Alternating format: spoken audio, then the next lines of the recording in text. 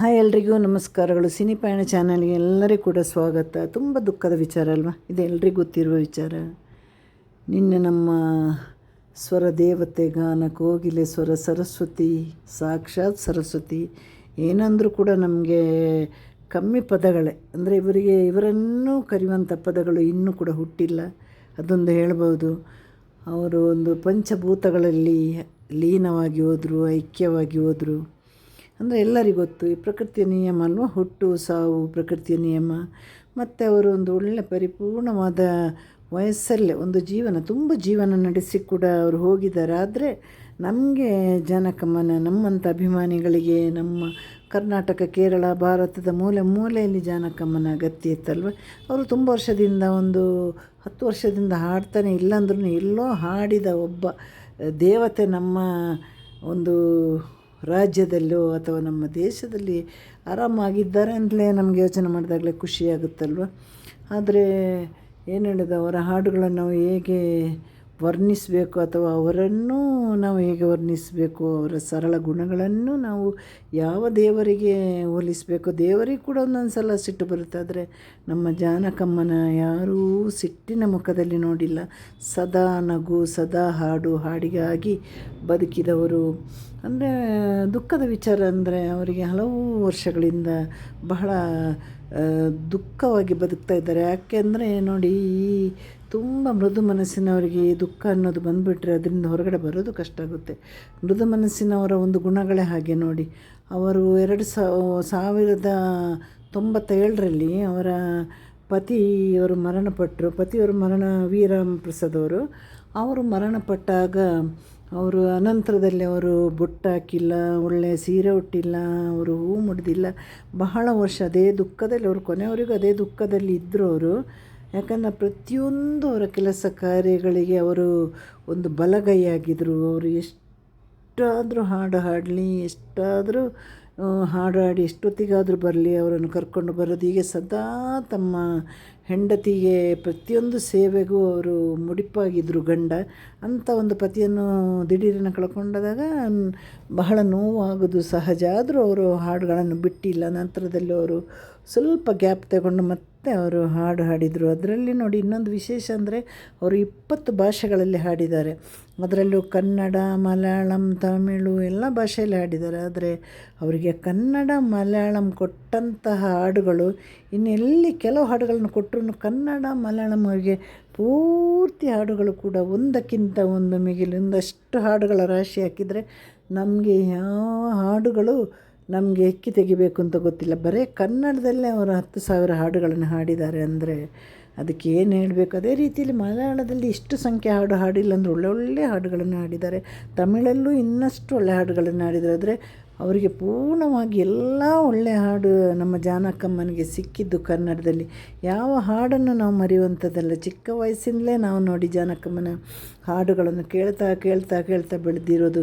ಅಂದು ಯಾವ T V ಮಾಧ್ಯಮ ಇರಲಿಲ್ಲ, ಬರೀ ರೇಡಿಯೋ ಇತ್ತು. ಆದರೂ ನಮಗೆ ಈ ಚಿಕ್ಕ ವಯಸ್ಸಾಗ, ನಮಗೆ 4-5 ವಯಸ್ಸಿರುವಾಗ ಈ ಜಾನಕಮ್ಮನ ಹೆಸರು ಗೊತ್ತು, ನಮಗೆ ಸುಶೀಲಮ್ಮನ ಹೆಸರು ಗೊತ್ತು, SPB ಸರ್ ಹೆಸರು ಗೊತ್ತು, ನಮಗೆ ಜೇಸ್ದಾಸ್, ಇಂಥ ಪ್ರಮುಖ ಗಾಯಕರ ಹೆಸರೆಲ್ಲ ಗೊತ್ತಿತ್ತು. ಆದರೆ ಇವರನ್ನು ನೋಡೋ ದಾರಿ ಇರಲಿಲ್ಲ. ಆದರೆ ಅವತ್ತು ನಮ್ಮ ಮನೆಗೆ ಮ್ಯಾಗಝಿನ್ ಬರ್ತಾಯಿತ್ತು. ಆ ಮ್ಯಾಗಝಿನಲ್ಲಿ ನಾವು ಹುಡುಕುವಾಗ ಇಂಥದ್ದೇ ಒಂದು ಬೊಟ್ಟಲ್ಲಿ ಜಾನಕಮ್ಮ ಕಾಣ್ತಾ ಇದ್ದಿದ್ದು. ನಮಗೆ ಖುಷಿ. ನಮಗಿಂತ ಸ್ವಲ್ಪ ದೊಡ್ಡವ್ರ ಅಕ್ಕ ಅಲ್ವ, ಅವ್ರ ಹತ್ರ ಕೇಳೋದು, ನಮ್ಗೆ ಹುಡುಕಿ ಕೊಡಿ ಅಂತ. ಆಗ ಜಾನಕಮ್ಮನ ನಾವು ಹುಡುಕಿ ಕೊಡ್ದು. ಇಡೀ ನಮ್ಮ ಭಾರತನೇ ಇವತ್ತು ನಿನ್ನೆ ಕಣ್ಣೀರು ಹಾಕಿದೆ ಅಂದರೆ ಹೇಳ್ಬೋದು. ನಮ್ಮ 88 ವಯಸ್ಸು, ಪರಿಪೂರ್ಣವಾದ ವಯಸ್ಸು. ಅಂದರೆ ಅಷ್ಟು ಒಳ್ಳೆಯ ಮರಣ ಕೂಡ ಹೌದು. ಯಾಕೆಂದರೆ ನಮಗೆ ನಮ್ಮಂಥ ಒಂದು ಅಭಿಮಾನಿಗಳಿಗೆ ಜಾನಕಮ್ಮ ಇನ್ನೂ ಒಂದು 20 ವರ್ಷ ಬೇಕಾಗಿತ್ತು. ಆದರೆ ಅವರ ಇತ್ತೀಚೆಗೆ ಅವರಿಗೆ ಒಂದು ಬಂದ ದುರಂತ ಅಂದರೆ ಅವರ ಮಗನ ಮರಣದಿಂದಾಗಿ ಸಂಪೂರ್ಣವಾಗಿ ಕುಗ್ಗಿ ಹೋದರು. ತಮ್ಮ ಒಂದು ಗಾಯನ ಬದುಕಲ್ಲಿ ಆ ಚಿಕ್ಕ ಮಗುವನ್ನು ಕೂಡ ಅವರು ಸೆಟ್ಟಿಗೆ ಕರ್ಕೊಂಡು ಹೋಗಿ ಹಾಡ್ತಾ ಇದ್ದಿದ್ದಷ್ಟು ಮುದ್ದಾಗಿ ಅವರು ಮಗನನ್ನು ಸಾಕಿದ್ರು. ಅದು ಅಲ್ಲದೆ ಮಗನ ದಾಂಪತ್ಯ ಜೀವನದಲ್ಲಿ ಬಿರುಕುಗಳು ಇತ್ತು. ಅದರಿಂದ ಕೂಡ ಅವರು ಸ್ವಲ್ಪ ಬಹಳ ನೊಂದಿದ್ರು. ಅದಲ್ಲದೆ ಅವರ ಪತಿಯ ಮರಣ, ಹೀಗೆ ನಾನಾ ದುಃಖಗಳಿತ್ತು. ಮತ್ತು ಇಷ್ಟೊಂದು ಹಾಡು ಹಾಡಿದರೂ ಸಮಯಕ್ಕೆ ಸರಿಯಾಗಿ ಅವರಿಗೆ ಪ್ರಶಸ್ತಿ ಪುರಸ್ಕಾರ ಲಭಿಸಿಲ್ಲ ಅನ್ನೋ ಒಂದು ನೋವಿತ್ತು ನನಗೆ. ನನ್ನ ಅಭಿಮಾನಿಗಳೇ ನನಗೆ ದೊಡ್ಡ ಪ್ರಶಸ್ತಿ ಅಂತ ಎಷ್ಟೋ ಸಲ ಅವರು ಎಷ್ಟೋ ಬಾರಿ ಹೇಳಿದ್ದಾರೆ. ಯಾಕಂದರೆ ಕನ್ನಡ ಅಂದರೆ ಅವರಿಗೆ ಪಂಚಪ್ರಾಣ. ಅವರು ಕನ್ನಡದಲ್ಲಿ ಅಂದರೆ ಪ್ರತಿಯೊಂದು ಒಳ್ಳೆಯ ಹಾಡುಗಳು ಸಿಕ್ಕಿರೋದು ನಮ್ಮ ಜಾನಕಮ್ಮನಿಗೆ ಅಂತ ನಮಗೂ ಕೂಡ ಹೆಮ್ಮೆ ಇದೆ. ಅವರು ಕೊನೆಯಲ್ಲಿ ಅವರಿಗೆ ಕರ್ನಾಟಕದ ಸುಂದರ ನಗರವಾದ ಮೈಸೂರಲ್ಲಿ ಅವರ ಎಲ್ಲವೂ ಅಂತ್ಯವು ನಡೀತು. ಅದು ನಮ್ಮ ಕರ್ನಾಟಕವನ್ನು ಎಷ್ಟು ಪ್ರೀತಿ ಮಾಡಿದ್ದಾರೆ ಅವರು. ನಾವು ಎಷ್ಟು ಪ್ರೀತಿ ಕೊಟ್ಟಿದ್ದೇವೆ ಅವರಿಗೆ, ಅಷ್ಟು ಪ್ರೀತಿ ನಮಗೆ ತಿರುಗಿ ಸಿಕ್ಕಿದೆ ಅವರ ಕೈಯಿಂದ. ಯಾಕೆಂದರೆ ನೋಡಿ, ನಿನ್ನೆ ಒಂದು ದಿವಸದಲ್ಲಿ ಒಂದು ಚಿಕ್ಕ ಪುಟ್ಟ ಮಕ್ಕಳಿಂದ ಹಿಡಿದು ವಯೋವೃದ್ಧರವರೆಗೆ ನಮ್ಮ ಸಂಬಂಧಿಕರು ಅಥವಾ ನಮ್ಮ ತಾಯಿನ ಕಳ್ಕೊಂಡಿದ್ದೀವೋ, ನಮ್ಮ ತಂದೆನ ಕಳ್ಕೊಂಡಿದ್ದೀವೋ, ಅಷ್ಟೊಂದು ದುಃಖ ಆಗಿತ್ತು ಎಲ್ಲರಿಗೂ. ನನಗೂ ಅಷ್ಟೇ ಬಹಳ ದುಃಖ ಆಗಿತ್ತು. ನಾನು ಮೊದಲೇ ನನ್ನ ತಮ್ಮನ ಅಗಲಿಕೆ ನೋವಲ್ಲಿದ್ದವಳು. ಇನ್ನಷ್ಟು ನನಗೆ ಮತ್ತಷ್ಟು ದುಃಖ ಆಯಿತು. ಆದರೆ ನೋಡಿ, ಈ ಪ್ರಕೃತಿಯ ನಿಯಮ ಅಲ್ವಾ, ಹುಟ್ಟು ಸಾವು ಅಂತ. ನಾವು ಇರಬೇಕಂದ್ರೂ ಇರಲಿಕ್ಕಾಗಲ್ಲ, ಬರಬೇಕಂದ್ರೂ ಬರಲಿಕ್ಕಾಗಲ್ಲ, ಹೋಗಬೇಕಂದ್ರೂ ಹೋಗ್ಲಿಕ್ಕಾಗಲ್ಲ. ಅದಕ್ಕೆ ಪ್ರಕೃತಿ ಒಂದು ನಮಗೆ ಒಂದು ಅದು ಏನು ಹೇಳೋದು, ಹುಟ್ಟು ಸಾವು ಅಂದರೆ ಪ್ರಕೃತಿ ನಮಗೆ ಒಂದು ಮಾನವರಿಗೆ ಕೊಟ್ಟಂಥ ಕೊಡುಗೆ ಅಂತಲೇ ಹೇಳ್ಬೋದು. ಅವರಿಗೆ ಅಷ್ಟು 88 ಆಯಸ್ಸು ಮುಗಿಯಿತು. ಇನ್ನೂ ಇದ್ದಿದ್ರೆ ಅವರಿಗೆ ಬಹಳ ಕಷ್ಟ ಆಗ್ತಾಯಿತ್ತು. ಯಾಕಂದರೆ ಅವರ ಮಗನ ಮರಣವೇ ಅವರನ್ನು ಅರ್ಧ ಜೀವ ತಿಂದುಬಿಡ್ತು. ಈ ಒಂದು 3 ತಿಂಗಳಿಂದ ಈಚೆ ಅವರು ಯಾರ ಹತ್ರವೂ ಸರಿಯಾಗಿ ಮಾತಿಲ್ಲ, ಫೋನ್ ತೆಗಿತಾ ಇಲ್ಲ. ಇಂಥ ಕೆಲವೆಲ್ಲ ವಿಷಯಗಳು ಕೇಳಿ ಬರ್ತದೆ. ಯಾಕಂದರೆ ಪುತ್ರ ಶೋಕಂ ನಿರಂತರ ಅಲ್ವ. ಅವರ ಆ ಮಗನನ್ನು ಹೇಗೆ ಸಾಕಿರ್ಬೋದು. ಇಷ್ಟೊಂದು ಹಾಡುಗಳನ್ನು ಹಾಡಿ 48,000 ಹಾಡು, 1 ಹಾಡು 2 ಹಾಡು 10 ಹಾಡು ಅಂದರೆ ನಮಗೆ ಬಹಳ ದೊಡ್ಡ ವಿಷಯ ಅಂತ ಅನಿಸುತ್ತೆ. 100 ಹಾಡು, ಸಾವಿರ ಅಲ್ಲ, 48,000 ಹಾಡುಗಳು. ಅದಲ್ಲದೆ ಇಷ್ಟೊಂದು ಸ್ಟೇಜ್ ಕಾರ್ಯಕ್ರಮ, ಟ್ರಾವೆಲಿಂಗ್ ಎಷ್ಟು ಹಾಡಬೇಕಂದ್ರೆ ಟ್ರಾವೆಲಿಂಗ್ ಎಷ್ಟು ಮಾಡಿರ್ಬೋದು.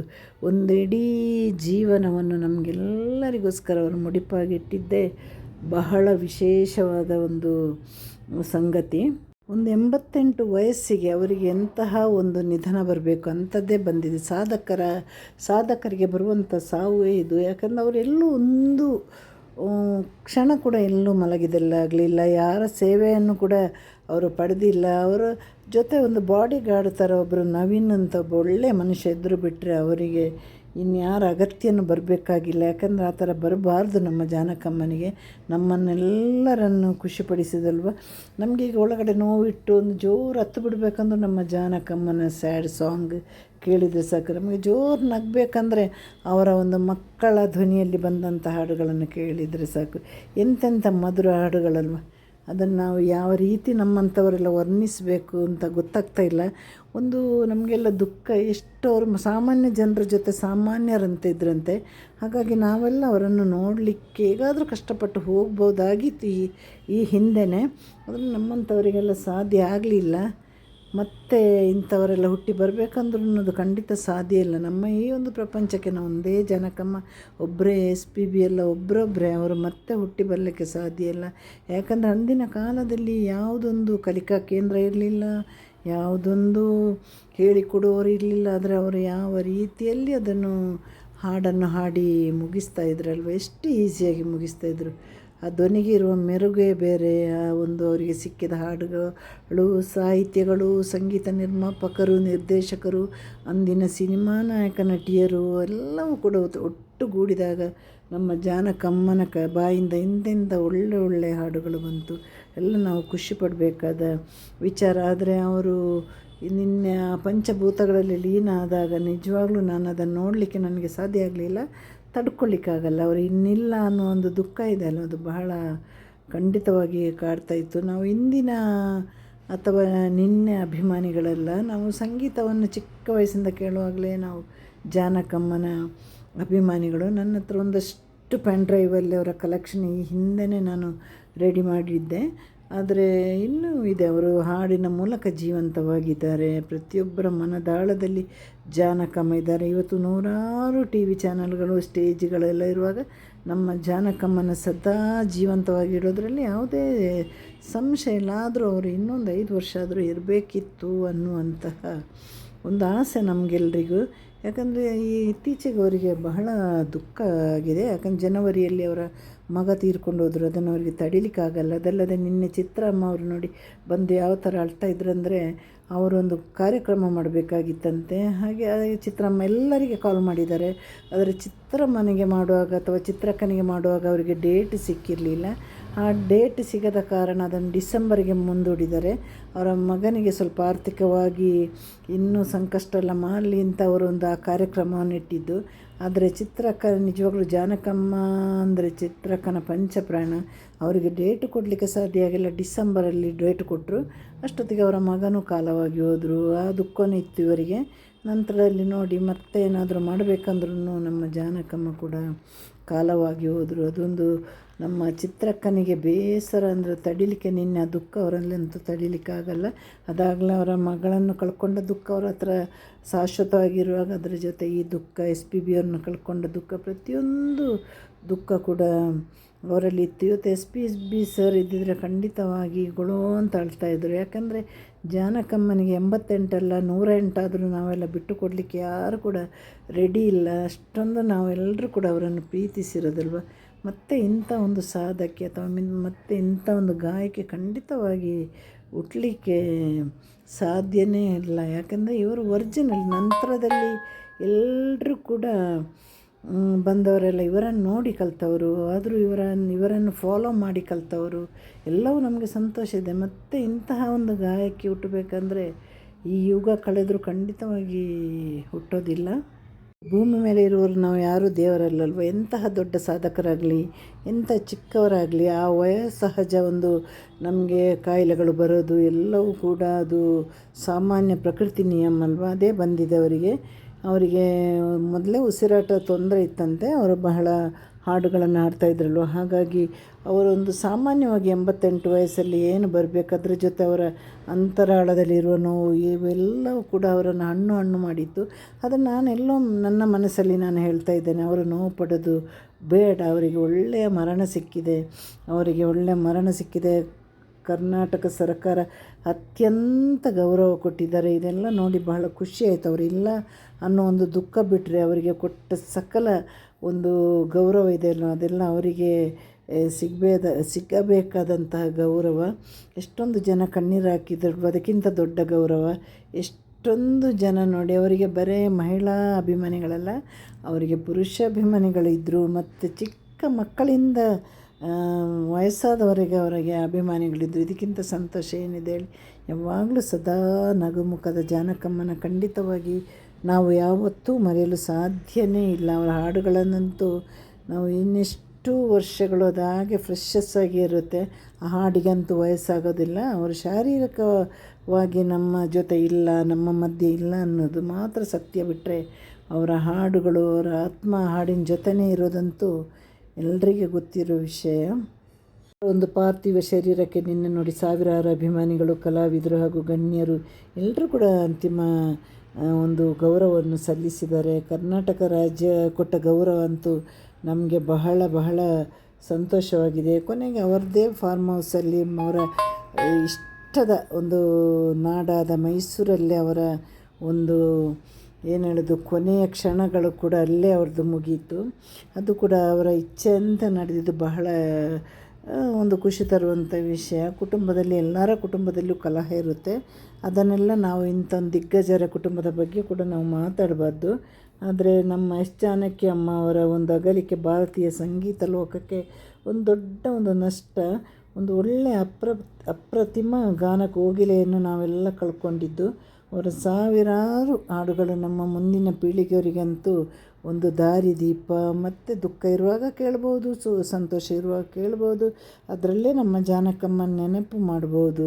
ಅವರ ನೆನಪು ಮಾಡಲಿಕ್ಕೆ 48,000 ಹಾಡು ಬೇಡ, ಒಂದೇ ಒಂದು ಹಾಡು ಸಾಕಲ್ವ. ದೋಣಿ ಸಾಗಲಿ, ಮಲರೆ ಮೌನಮೆ, ಹೀಗೆ ತುಂಬ ನಾನೆಲ್ಲ ಭಾಷೆ ಹಾಡುಗಳನ್ನು ಕೇಳಿದ್ದೇನೆ. ಹಾಗಾಗಿ ನನಗೆ ಜಾನಕಮ್ಮ ಅಂದರೆ ಎಲ್ಲಿಲ್ಲದ ಗೌರವ. ನನಗೆ ಅವರು ದೇವರಿಗೆ ಸಮಾನ.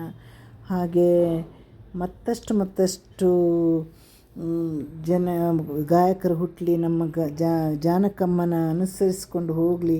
ಅವರಲ್ಲಿರುವ ಸರಳತೆ, ಅವರಲ್ಲಿರುವ ಒಂದು ಏನು ಹೇಳೋದು ಒಂದು ಅದ್ಭುತವಾದ ಒಂದು ತುಂಬ ಸಿಂಪಲ್ಲಾದ ಒಂದು ಗಾಯಕಿ ಅಂತಲೇ ಹೇಳ್ಬೋದು. ಹಾಗಾಗಿ ನಮ್ಮ ಜಾನಕಮ್ಮನಿಗೆ ನಮ್ಮ ಕಡೆಯಿಂದ ಏನು ಹೇಳೋದು, ದುಃಖದ ಶ್ರದ್ಧಾಂಜಲಿಯನ್ನು ಕೂಡ ನಾವು ಅರ್ಪಿಸ್ತೀವಿ ನಮ್ಮೊಂದಷ್ಟು ಕುಟುಂಬದವರ ಸಲುವಾಗಿ.